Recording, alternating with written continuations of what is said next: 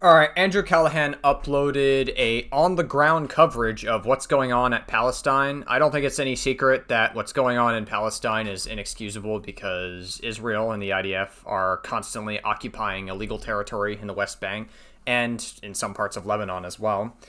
And so, yeah, I mean, it's pretty disgusting that they keep getting impressed. Obviously, October 7th happened, and October 7th was terrible and everything, but at a certain point, when Israel constantly uses October 7th as a justifier to keep attacking Palestine, it's pretty disgusting. Like, it becomes, like, way less of a valid of an excuse. It becomes more and more disproportionate the more they keep bombing them over and over again, especially when Hamas is hiding behind civilian infrastructure. It's pretty gross. But yeah, Andrew Callaghan is covering it, so we're gonna watch it. This is an illegal settler within the Palestinian territories. Now maybe you'll see him with the normal uniform, but in the night he wear the soldier uniform, and he come back and start searching houses and interrogating people. He is one among hundreds of thousands of people who've migrated from either Israel or abroad to assist in the active colonization of Palestine's West Bank, which begins less than 20 miles east of the Gaza Strip. He lives in a makeshift compound or an outpost settlement above a Palestinian village with a group of mostly teenagers who spend their free time attacking, terrorizing, sometimes killing and burning the homes of Palestinians at all hours of the night and day for reasons of their own. I don't give a shit. So a settler is It's pretty gross, man. It's fucked up. I genuinely would feel bad to be, like, living in Palestine from these guys. Like, I genuinely would. It sucks. a person. Like, they're getting oppressed by both the IDF and Israel, as well as Hamas, who don't, I would say Hamas don't particularly have Palestinians' best interests either.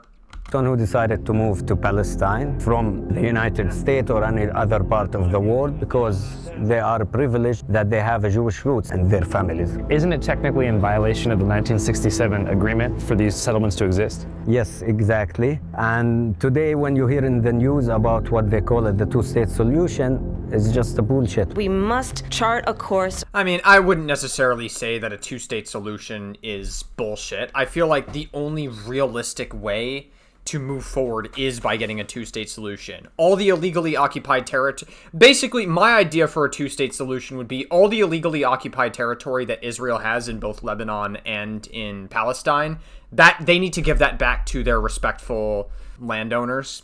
And then you would obviously have Israel pay reparations to Palestine, as well as the U.S., because the U.S. has definitely contributed to it as well by constantly shipping weapons over to Israel. For a two-state solution. There can be a better future. France is pushing a three-pronged plan to make statehood a reality. يعني قد ما حكينا وبنطلب في هالعالم انها يعني تساعدنا، ما حدا مساعدنا على انه بس يردعوا عنا. اليوم الصبحيات دعسوا من الدواجن بطة، وقبل فترة دعسوا كلاب وغنم، وكانوا يجيبوا لنا فطايس من عندهم يفطسن ويرموا لنا اياها من باب الدور. Palestinian communities, brutal assaults caught on camera. Oh, come on, don't hit her! Drawing international criticism. Whenever you see videos of settlers attacking villages around here, where are these settlers coming from? Are they coming from nearby colonies, different countries, from inside the state of Israel itself? You know, most of these settlers are actually coming from abroad. Our pre-production advisor, who has extensive experience filming settlers, told us that while quite dangerous, we'd be safe around them as long as we kept the cameras rolling. Your camera will have an almost prophylactic effect. To some extent, a cone of safety, because the settlers and the IDF who are protecting them don't want to be filmed. At this exact moment, he is thought to be brandishing a firearm, likely a handgun provided by the Israeli army at the direction of the country's Minister of National Security, Itamar Ben-Gvir, an outspoken religious supremacist who believes in the total annexation of historic Judea, as it was once called within the Kingdom of Israel over 2,700 years ago. Yeah, I mean, like, Israel does have roots to that land, like, tons of years ago. It's obviously not a justification to displace tons of Palestinians and to constantly keep oppressing Palestinian people. But, like, you know, that's why this issue is so complicated. It's because Israel feels entitled to that land, and then Palestine, or Palestinians also feel entitled to this land, and it's just like a constant, we belong here, or we belong here, we belong here, and it's, like, and then, of course, it doesn't help that fucking Israel is continuing to oppress Palestinian people, as well as illegally occupying territory. Welcome to Israel. We are the landlords. They came with much pride, as big heroes. Look at how they look now. Not heroes, and not anything, terror supporters. Itamar Ben-Gvir taunts activists who'd been detained from a Gaza aid flotilla. Well, what happened was post-October 7th, Ben-Gvir authorized the release of larger numbers of high-caliber firearms, so virtually all the adults in the West Bank would have qualified for a kind of machine gun. So they were just awash with these guns and you know, thinly supervised at best. طبعا هذا العمل العادي يعني احنا هذا بنهتمش فيه كثير جدا هذا لانه روتين عادي. The villagers say they're doing their best to ignore the kid because taking the bait in any way could be a fatal mistake. The settler, they say, is on— That's so fucked up. Imagine being put in such a fucked up lose-lose situation like that. That is so— oh my gosh. an intimidation run, hoping to provoke a reaction of some kind, after which he'll call in the army and have people arrested. In a few minutes, maybe, he will go there and he will call the army, the IOF. Yeah. And the IOF is— oh, yeah. I got confused at this in one of my other videos about this topic, but yeah, it's basically— I think it's another branch of the IDF. He will tell them, he will just lie, like people are attacking me, and there is also visitors also try to attacking me, so to make it more complicated for the people here. Yeah, I mean, it's like I said, they want a constant justification to continue to oppress and be violent to people. It doesn't help that people in the army, generally in a lot of armies, are just like naturally, like they just— I don't know. I feel like a lot of people are very gung-ho in armies. So they want like some excuse to get some action. It doesn't help. And it also doesn't help that the fucking Israeli government is just like constantly like using the IDF to oppress these people. هو الحين حزمق وزعل عشان احنا ما سوينا شيء. مو قتلوا كل شيء، أي شيء بيشوفوه بيعتقلوه، وحشية ولا زيها في العالم. أي شيء بيلقوه بياخذوه. Villagers say that the Israeli soldiers who arrived— yeah. I mean, as much as we all want it to stop, unfortunately, it's kind of tough to know what a proper— like, again, I think the most realistic future, if there's any hope to have this conflict stop, is a two-state solution with Palestinians getting the better end of the deal, and Israel and the US paying some reparations to Palestine. That's, like, ultimately what I think would be, like, any hope of it getting better, but I don't even— like, we're so beyond, like, even getting to that point, because this has been an ongoing issue for so many fucking years.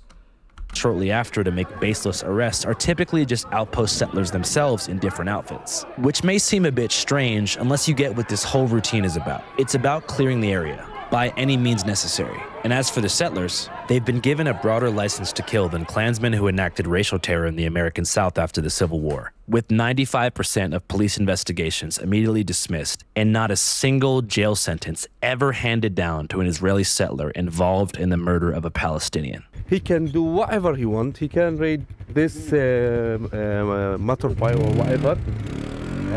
He can have sheep. He can build wherever he wants. He can do whatever he wants.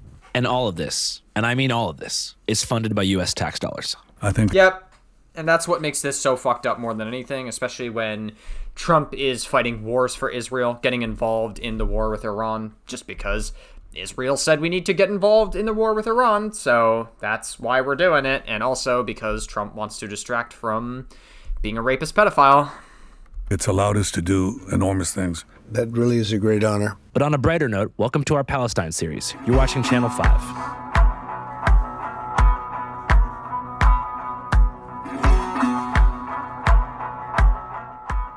These episodes were arranged in collaboration with the Lajee Center in Bethlehem. This is Lajee Center.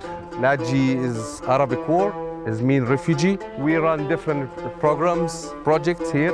The circus school, which is at the moment there is a training for the circus school. Also here we have also boxing classes, a training, it happened here. Hello, welcome to— I mean, it's— I guess part of me is like at least somewhat like— I don't know. I guess I don't want to say like satisfied, but more like part of me at least like is, I guess, smiling that at least children have some safe space to go, like a school that is at least like not everywhere else, which is completely destroyed territory that the IDF has ruthlessly bombed. Aida refugee camp. Today is about 5,000 people live in this camp. Half of this number are young people and children. Aida refugee camp is the same story of all the Palestinian refugees camp. Was established in 1950 after the catastrophe in 1948. IDA was initially established by the United Nations shortly after the Nakba, or the catastrophe of 1948, which the Israelis called the War of Independence. The Jewish state will include the ports of Haifa and Tel Aviv. It began when 5 Arab nations launched attacks on Jewish cities and settlements within Palestine, most of which had been under colonial British rule through the Balfour Declaration, until it expired on the midnight of May 14th, 1948. Britain's civic administration is expected to withdraw by May. The State of Israel, or the Jewish state, was declared the very next morning, along the lines of a partition plan approved by the UN a year prior. Yeah, I mean, I think we all know the backstory of how Israel came to be. You know, after the Nazis lost World War II, the Jews needed a place to go, so the British, they gave them land, which displaced tons of Palestinians. Should be rectified, obviously. Like I said, I know a lot of people think that the State of Israel entirely should be dissolved. I don't fully agree with that, because I feel like a lot of people that expect that I feel like there's just a belief that it's suddenly a one-size-fits-all solution, that, like, suddenly now every single Israeli civilian is gonna also get displaced. Like, we are where we are now. Decades have passed. Like, the country is where it's at, and we need to start creating solutions that are realistic going forward. The realistic solution is going to be a two-state solution with Palestinians getting the better end of the deal.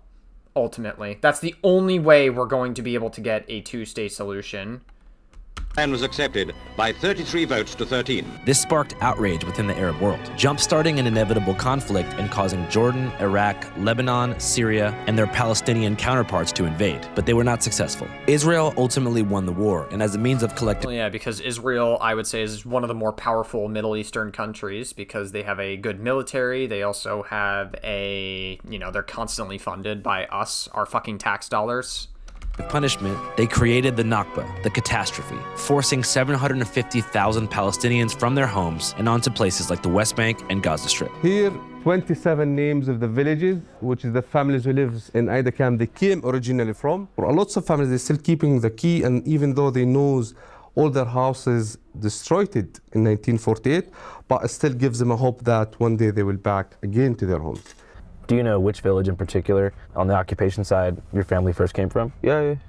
Beit Jibrin. Beit Jibrin was just one of around 400 villages depopulated during the Nakba. Today, it is a totally renamed kibbutz. Welcome to Beit Jibrin, which is the Israeli version of a socialist commune, completely inaccessible to any Palestinian. Who would have guessed that no Palestinian could enter territory that was completely overtaken by the Israeli people? Who would have guessed? I always heard about it from my grandparents. In my childhood, they used to tell us lots of stories about how was life, how many lands they owned there. That's a graffiti tell the history of the Palestinians, how they were living before 1948, before the catastrophe, as a farmers. And then when the catastrophe happened, they moved them to the refugees camp and they built the apartheid wall surrounding the camp. The massive wall surrounding the camp was built in 2004 in the midst of a bloody conflict called the Second Intifada. The conflict took upwards of 5,000 lives. The Israelis say the Palestinians started it by targeting police and protests that turned violent, whereas the Palestinians generally place blame on the collapse of peace talks at the Camp David summit in 2000, as well as a provocative visit by Israeli politician Ariel Sharon to the Al-Aqsa Mosque in Jerusalem, the third holiest site in Islam, which happens to also be built on a plot of land called the Temple Mount, which is the #1 holiest site in the Jewish faith. Total nightmare. After they finished the wall, they built more than 7 military watchtowers. In this road here, we have lost 3 children from these watchtowers. Muhammad, he was in his home here in this building. This is so fucking desensitizing to watch. Like, I know I don't really have a lot of commentary to give in this beginning part, but it's just so fucked up watching all of this happen live in 4K. It's insane. Like, I'm actually, like, legitimately, like, just, like, absorbed with, like, how really fucked up this is. I don't want to be, like, super pessimistic or anything, but, like, realistically, if we haven't gotten to a solution in so long, what do we do about this? Like, I keep bringing up a two-state solution, but we can't even get to that point. What do we fucking do here? Like, how do we even, like, begin to get any closer to peace between both Israelis and Palestinians? Obviously, I don't think we're going to get to any sort of peace anytime soon for as long as Netanyahu stays in power. But it's so fucked up that, like, these people have to get the shit end of the stick because of fucking Netanyahu. But it's been going on long before he was in power, if we're going to be objective here. 10th of November 23, He was killed from the watchtower front of us by a sniper. Jesus Christ, dude. He shot him a live bullet in his chest. He Oh my god, that's horrible. did nothing.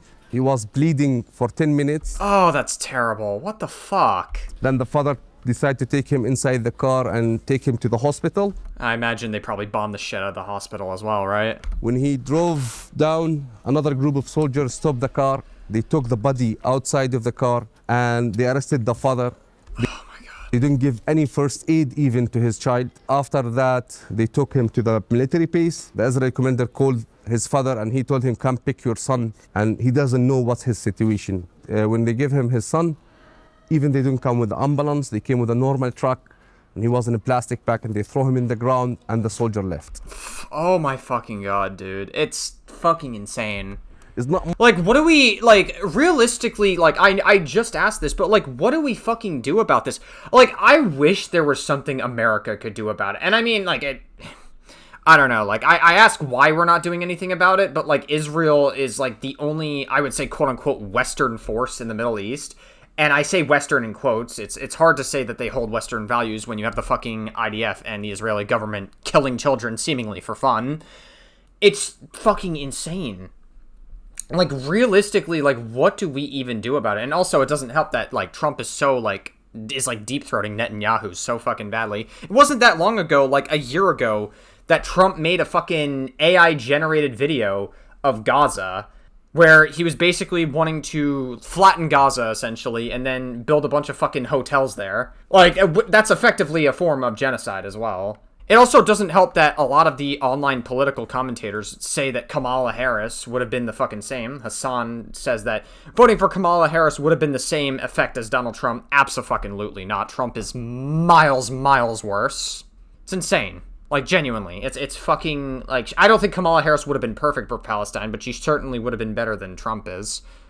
More than training for their soldiers. Places like Ida were never supposed to be permanent. According to UN Resolution 194, which was signed by Israel, Nakba refugees would eventually be given safe passage back to their villages, and those who chose not to return would be given compensation. You know, if people didn't feel stupid months ago, because I know that there were people that did this, there were people who voted Trump very specifically because of Israel-Palestine, because a lot of people thought that Kamala wouldn't have been perfect for Israel-Palestine.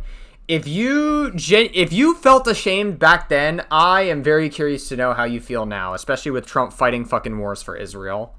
In the form of a reparations package. But that resolution, just in paper, nothing changed. After more than 77 years. Yeah, because there's constant ceasefire violations, both from Hamas and Israel, a lot of which from Israel were unprovoked.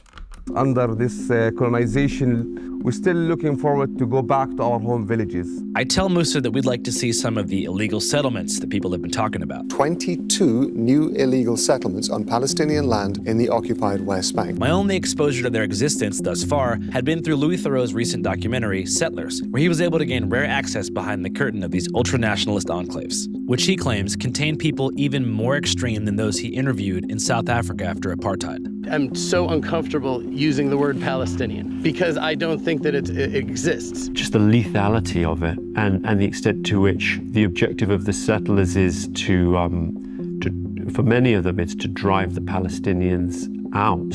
Yeah, and also like having starvation camps for Palestinians as well, that too. Like under apartheid, the white South Africans, they didn't tend to say like, we want to drive the Africans, the black Africans out. You can have Johannesburg. Is that Johannesburg? Yeah. Okay, I give it to you tonight. Okay. They wanted to subject them to a punitive and degrading... Wait, I'm sorry, hold on. Am I fucking dumb? Hold on a second. Punitive and degrading. Dude, is that a American Confederate flag? Is the apartheid in South Africa just like a bunch of like Southern Americans or something? And then you also have the fucking Iron Cross from Germany? Unless this is part of like a bigger flag or whatever. It looks like a fucking Iron Cross from Germany. That's fucking crazy, man. I don't know. Maybe I'm just not educated enough, but that looks like a fucking Confederate flag. Bunch of Southerners from America. Legal regime, but they weren't routinely, as I understand it, every day I mean, I want to be careful how I say this because I don't want to be appear to minimizing. Big shout out to Andrew Callaghan for actually putting this together. Like, he's one of the very few, like, on-the-ground YouTubers that I can actually call, like, a legitimate journalist. There are, unfortunately, a lot of journalists who are not so good faith. Nick Shirley, Tyler Oliveira. Any aspect of apartheid, but what I saw in the West Bank was a life that was day-to-day unlivable, where you couldn't really, endless check, hours to get anywhere, if you could get anywhere, a sense in which you were just a stranger in your own land. How much time you gonna stay in Israel? Hang on, but I don't think we're in Israel. Are we in Israel? Oh my god, you are a brave soul. You're in Israel now? Are we? Yes. In the West Bank? No? Hey, what's up? Well, I'm pretty sure that the West Bank is not considered Israel. It shouldn't be. You guys. In today's episode, we covered the situation on the ground in the West Bank. But right now, I want to turn the attention over to Gaza to see how the mainstream media is covering things over there. So to find out, I'm going to... Hey, we got the ground news sponsorship. The only person who I can take seriously that actually does a ground news sponsorship is Andrew Callaghan, and not Shoe on Head, who pretends to sit in the middle and then deep throats Donald Trump. Pull up... Oh, excuse me. She pretends like she doesn't deep throat Donald Trump. Ground news right here on my phone, which is a dope-ass news aggregate that I use every single day. Channel 5 has been partnered with Ground News for over 2 years now, and honestly, it's the best way that I've found to cut straight through the noise and see exactly who's covering what, not just in America, but... I would imagine that a lot of more mainstream media has, like, a lot more positive sentiment to Israel because, look how what the bad things Hamas is doing. And, like, yes, Hamas is bad. I'm not going to try to whitewash all of the crimes of Hamas, but... can't fucking whitewash the crimes of the IDF and the Israeli government either. It goes both ways. Globally. Frankly, it's the only site that I use to get my news. Let's see what we can find out about Gaza. So by typing in Gaza and ground news right here, I'm finding this news story. It says more than 1,000 Palestinians have been killed by Israeli forces since the Gaza ceasefire. It's got 95 sources, indicating that it's probably a legit story, but let's check ground news to see how exactly the story is being framed. Using the ground news bias distribution panel, I can see that most of the coverage is from the left and center, which is a clear blind spot for anyone who's only reading right-leaning sources. Yeah, it's very interesting. Who would have thought that fucking people that are right-leaning would be caring for Palestinians, especially considering Donald Trump is super sympathetic and super buddy-buddy with Israel. Wow, who would have guessed that the right is not covering it as much or doesn't particularly care about a bunch of brown people? So, beginning on the left, the Al Jazeera headline reads, "Death toll in Gaza since..." I have to bring that up. It's insane that the only infighting that exists on the right nowadays is just people that hate Jewish people and people that don't hate Jewish people. Both groups, by the way, don't really care for brown people. Ceasefire goes past 1,000. You'll notice they put the ceasefire in air quotes. After that, I go over to the... Oh, yeah, that's... Well, I mean, the ceasefire in air quotes, I mean, it was supposed to be a ceasefire agreement, and then Israel was just violating it when they weren't even being promoted by Hamas. Right-wing tab. And what do I find? Globo out of Brazil. Proto-Thema out of Greece. Aftenposten out of Norway. The American right-wing press is dead silent here. On a story about 1,000 people killed during a ceasefire, Ground News lays out the whole picture at once. Who's covering it, who's not covering it, how they're framing it, what factuality rating each outlet carries, and most importantly, who owns the publications pushing a certain narrative, or choosing to not cover a story at all. Like I said before, I use this every single day. It's been the perfect partner for Channel 5 for over 2 years, because our missions effectively align. Game, recognize game. You too can be part of the C5 Ground News family by going to ground.news/channel5, currently available in the description box and pinned comment of this video. Or you can scan the QR code on screen right now, and you're gonna get 40% off the Vantage plan. Again, that's ground.news/channel5. I think by now, you know what to do. All right, back to Palestine. Musa says that while there are some settlements around Ida and Bethlehem, if you look there, this is one of the closest colony to Ida camp. It's called Gilo. Our best bet to get a true candid look at an urban landscape ripped apart by settlements would be about an hour south in the city of Hebron. So we hopped in the car and went for a drive. So this is an Israeli colony. And all the way to Hebron from now or even before, you're gonna see lots of Zionist colonies. When it's not legal. Yeah, seemingly Zionist colonies. Yeah, I mean, a lot of, like, we know that.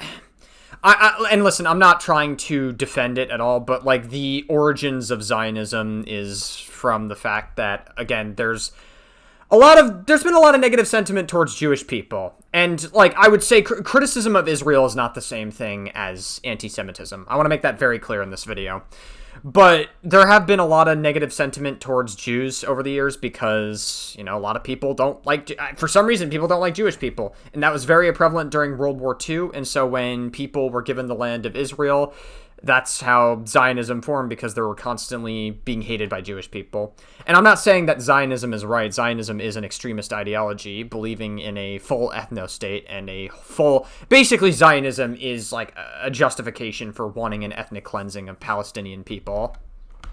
According to the agreements. He says that it might take us up to 5 hours to get there because of the sheer volume of highway checkpoints that have been built by the Israeli military. Today, there's over 800 checkpoints, and their primary purpose is safety, which means keeping Palestinians away from settlements and off of the pristine, separate highways they've built between settlements and into mainland Israel for cars with yellow Israeli license plates. But our car had a green Palestinian license plate, which destined us to hours in traffic and potential military detention without cause. And here's why. So back in the 90s, there was something called the Oslo Accords, an alleged peace negotiation between the Israeli state and the Palestinian Authority, which would supposedly— I thought the Oslo Accords was also something— I could be wrong. That name sounds very familiar, but I'm pretty sure the Oslo Accords was like an actual something else. I don't know. Maybe I'm thinking of another thing. And in an amicable two-state solution. During Oslo, and for a 5-year temporary period, the West Bank was divided into 3 administrative zones: Area A, B, and C. Area A, representing 18% of the land, but a far majority of the Palestinian population, was under full control of the PA. Wow, who would have thought that Palestinians once again got the shit end of the stick by Israel? Who would have thought? Palestinian Authority. Area B, representing 22% of the land and mostly encompassing rural communities and certain sections of Jerusalem, was under the shared control of the PA and the Israeli army. And then Area C, representing a whopping 61% of the land but home to very few human beings, was under full Israeli military occupation. Notice I said temporary because all this land was supposed to be transferred back to the Palestinians by the year 2000. But that same year, peace talks collapsed, sparking the Second Intifada that I mentioned earlier, and keeping these temporary A, B, and C zones in place to this day. What that looks like in 2026 is the dramatic restriction of movement for Palestinians between West Bank Area A cities like Aida Camp/Bethlehem and Hebron, which are only connected through roads that run through Area C under Israeli military law. And of course, it's in these C zones that almost all the settlements exist, which look almost nothing like I thought. I had a vision in my head, likely informed by social media, that most settlers were young, crazy kids on the hilltops like the one that I'd previewed earlier. Yet the colonies that Musa and I drove by, almost every few miles, looked more like gated communities in Scottsdale, Arizona, advertising relatively affordable subdivision-style cul-de-sacs, spacious— You wouldn't think that they would be able to afford this amount. And I mean, in theory, Palestine could actually be like— in a perfect world, Palestine could actually be a thriving community if they weren't being constantly fucking oppressed and Israel wasn't murdering children for seemingly fun. Homes with swimming pools and nearby access to grocery stores and movie theaters. At that moment, I began to understand what Louis Theroux meant when he talked about the diversity of settlements. I can't say exactly how many settlements there are, but there's a lot. I think more than 100, maybe 200 or 300. And in addition, there are what are called outposts, which are almost like the eggs of settlements, like they kind of in embryonic form, where there's a bunch of extremists, Israeli activists, often youth, settler youth, take a hill or take a little area, put camps up, and then oftentimes the IDF will de facto kind of defend them, but they're not recognized by the Israeli state. So we saw one recently legalized under Israeli law, but not under international law, outpost. That was Eviatar. And that was there. It was a kind of religious nationalist settlement of a fairly extreme sort. And the caravans. But there's other settlements where— Another reason to hate organized religion. They are larger and more suburban looking. So at least some, or maybe most of the people there will be either economic— Yeah, a lot of people tend to use that justification as well, where I mean, the state of Israel should exist because the Bible says so, or because that there's a fucking religious book that says that the state of Israel needs to be, but isn't in the religion of Judaism that technically goes against it. And I'm not saying we should dissolve the land of Israel, But the justifications that a lot of these fucking Zionists use to keep the land of Israel is like, a lot of it boils down to religious reasons. And that would be like some form of religious psychosis. If you think that people deserve to suffer just for the sake of your land to exist, that's insane.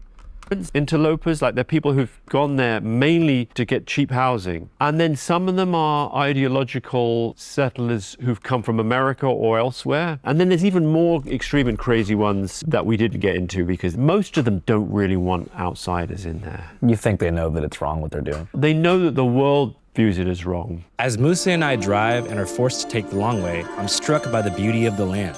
The rocky, rolling hills of Palestine are like a gently astroturfed hybrid of the sweeping cliffs that surround Lake Mead outside Vegas, and I begin to understand why so many people feel a deep, unshakable connection to the land. It's nice, man. As we make our way to a checkpoint, I notice a strange red sign in the distance. This road leads to Area A under the Palestinian Authority. The entrance for Israeli citizens is forbidden, dangerous to your lives, and is against the Israeli law. We need to be quick. Musa says it's been put up by the Israeli army as a way to instill fear in mainland visitors and restrict commerce, and that it marks the beginning of an Area A enclave. Across the street, I also notice a bulldozer on a hilltop that appears to be tearing down a local village. The mountain you see on top, it was occupied recently by settlers, and now they are setting up caravans. And you see down the road here, they installed the yellow gate. When they close it, Palestinians who own the agricultural lands, they don't have access to it. I step across the street to get a camcorder shot. The soldier is watching us. English. What are you doing? Oh, I'm taking a video. Fuck. For the crime of taking a camcorder shot of an illegal settlement while in the company of Palestinians within Palestine, I was placed under Israeli detention by 2 teenagers from New Jersey. Oh my gosh. Those damn fucking people from New Jersey. Oh my god. They couldn't explain the crime, but seemed more than happy to give out the time. If you'd like to see and hear about the next phase of our journey, where I explain the interrogation process, visit the Al Ibrahim Mosque on both sides, and witness the invasion of Central Hebron by a group of settlers, head to our Patreon at www.patreon.com/channel5. Alright, well, I wish I could react to that, but I would rather not steal Patreon content. So, guys, if you want to check out Andrew Callaghan's Patreon to see more footage of that, go to his channel, check out his Patreon. I unfortunately cannot react to it because, you know, I can't re-upload paid content onto YouTube. Where you can also see our complete sit-down interview with documentarian Louis Theroux. As many of you guys know, Channel 5 is a completely independent, probably 10-person organization that is almost always being sued by at least one rich and powerful person.